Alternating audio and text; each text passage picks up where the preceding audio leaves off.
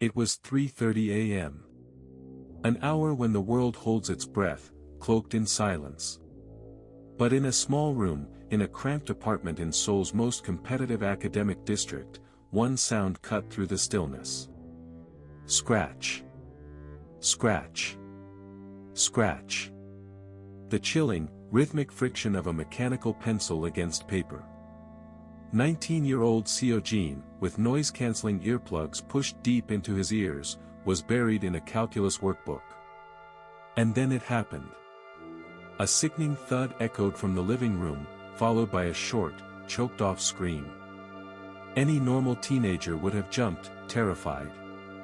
But Seo-jin, his reaction was chillingly unnatural. He didn't flinch. He simply frowned in annoyance, clicking his pencil twice. His concentration had been broken. A moment later, a dark crimson liquid began to seep under his door, a serpent of blood slithering towards him, soaking the heel of his pristine white sock. He felt the cold dampness creep up his ankle, but he only muttered to himself, "This problem is a mess." In his mind, there was no dying person in the next room. There was only one image, an acceptance letter to the nation's top medical school. This horrifying end began 6 months earlier, on a deceptively sunny spring day. It was the day Seo-jin's family moved into a rundown apartment in Daechi-dong, the infamous Ivy League pressure cooker district of Seoul, stretching their finances to the breaking point. A strange, musty smell of mold hung heavy in the air. Seo-jin's mother, Ma-young, couldn't stand it, frantically spraying expensive, imported diffusers in every corner. The cloying floral scent mingled with the damp rot, creating a nauseating, headache-inducing stench. She barked orders at the movers, her voice shrill, "The desk. The desk must face north. Sunlight makes my Seo-jin sleepy." Her eyes burned with a terrifying, obsessive zeal. Meanwhile, his father, Keelman, tried to sneak a cigarette on the balcony but withered under his wife's glare and scurried outside.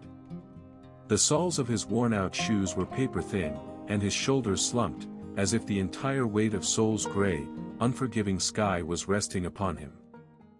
It was their first dinner in the new home. The table was a battlefield of inequality. In front of Seo-jin sat grilled eel and ginseng, foods meant to boost a scholar's brainpower. In front of his father, a simple, cold bowl of kimchi stew. An oppressive silence hung in the air until Keelman broke it with a loud slurp.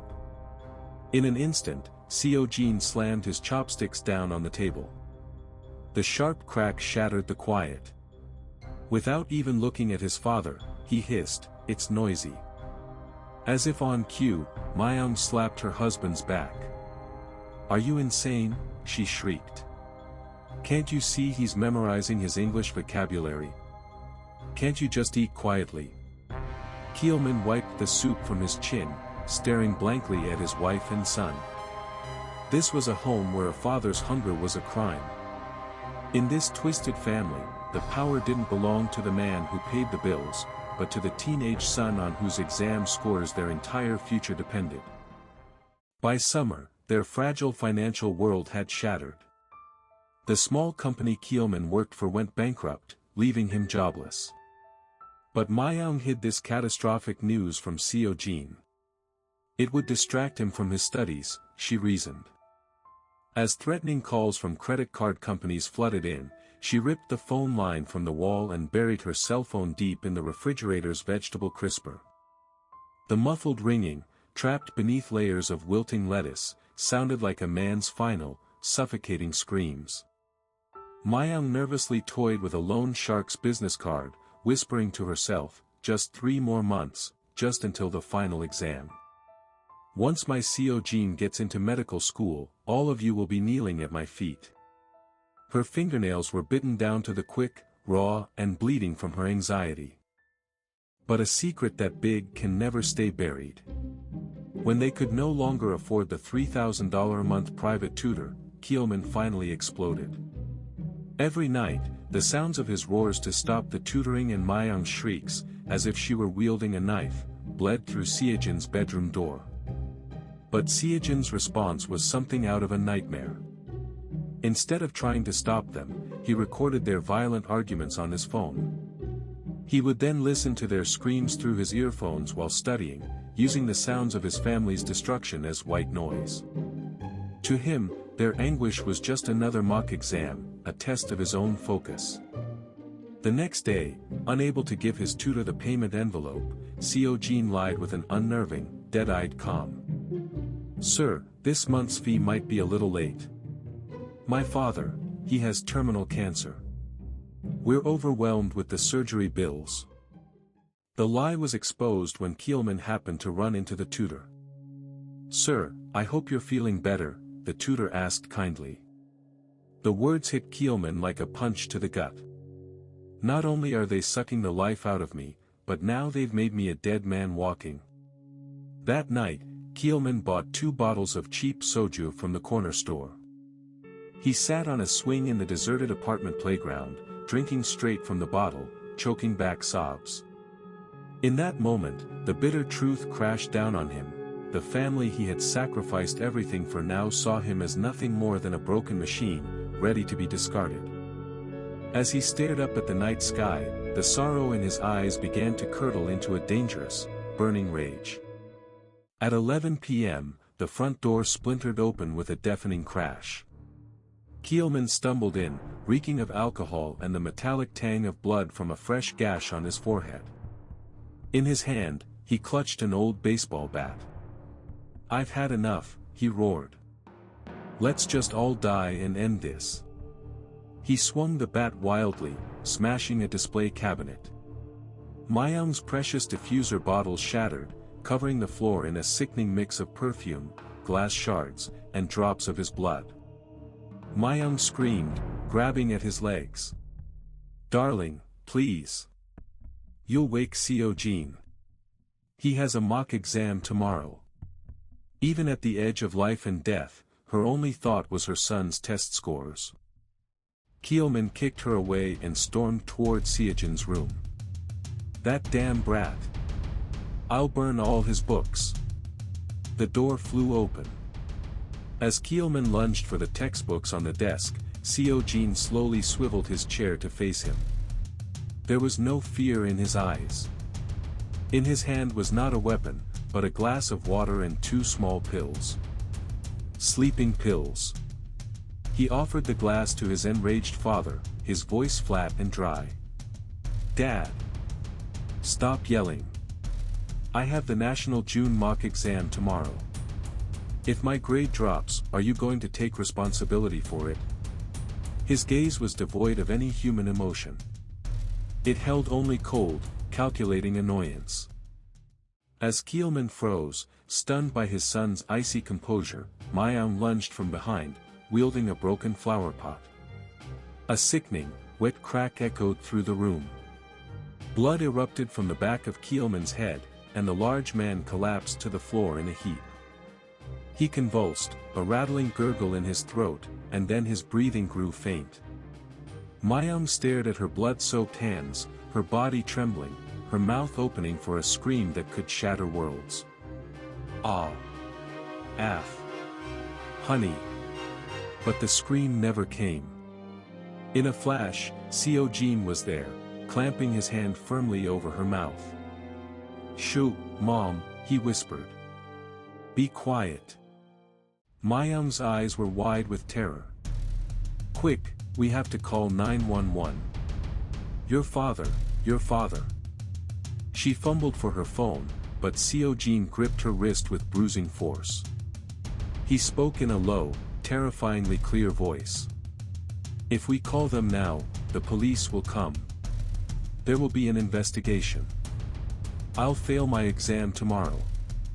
And then I'll have to repeat the entire year. Mom, you said you wanted to see me become a doctor."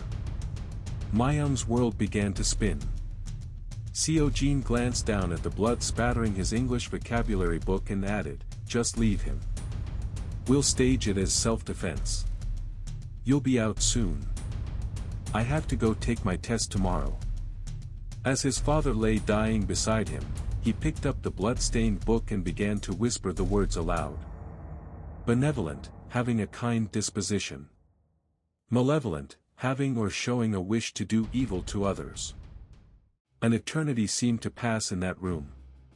When the last, faint breath left his father's body, Seojin calmly adjusted his glasses and walked out. Myung was still on the floor, staring at her husband's corpse, chanting like a woman possessed. Yes, my Seojin has to go to Seoul University. I did it all. It was all me. The next morning, the wail of police sirens tore through the apartment complex. As he walked out the front door, now framed with yellow police tape, Seojin gave the officers a brief, polite nod. Then, as if nothing had happened, he threw his bloody socks in a trash can, put on a fresh pair, and headed to school. Behind him, his mother was being led away in handcuffs. He never once looked back. The case was closed. It was ruled a solo act by Myung, her sentence lightened by years of domestic abuse. A year later, on the day the medical school acceptances were announced, Seojin sat alone in the empty, still moldy apartment. He stared at the word, accepted, glowing on his laptop screen. There was no cry of victory. No tears of joy. He just felt hungry, so he put a pot of water on the stove for instant ramen. The bubbling of the water was the only sound in the house. His father was dead, his mother in prison. To Seojin, it wasn't a tragedy. It was simply the process of eliminating the wrong answers to arrive at the correct one. A few days later, Seojin went to the prison visiting room. Through the clear acrylic wall, Myung appeared in a drab prison uniform. She had aged a decade in a year, but the moment she saw her son, her eyes lit up with a feverish glow. Seojin. Did you check? Did you get in?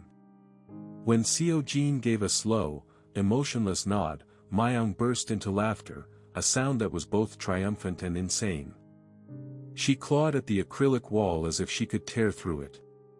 Yes. I did it. Mommy did it for you. My Seojin is going to be a doctor. Her manic celebration echoed off the cold, sterile walls.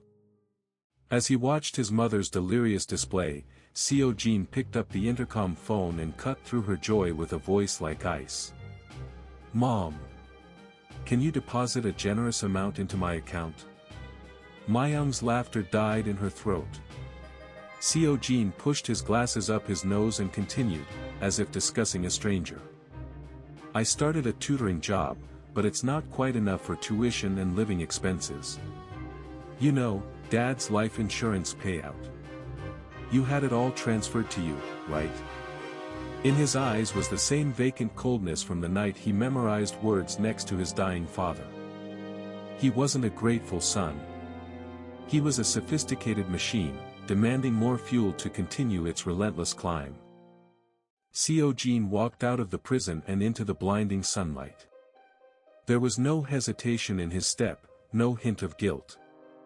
His programming had simply moved on to the next objective, passing the medical licensing exam. The monstrous pressure cooker of college admissions had incinerated a family and forged a monster in its flames. And now, that monster is walking among us, ready to put on a white coat. It makes you wonder, what dark secrets are hiding right under your own family's dinner table?